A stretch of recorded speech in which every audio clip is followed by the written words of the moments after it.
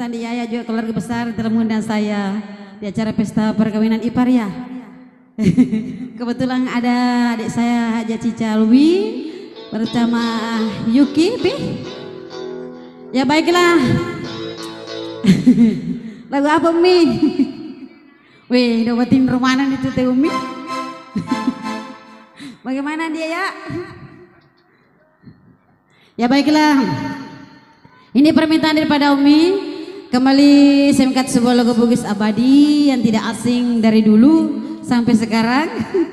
Karena tindu-tindu bersama adik saya juga Andi Bobe, salah satu semua daripada Cica Alwi semasa dia nada.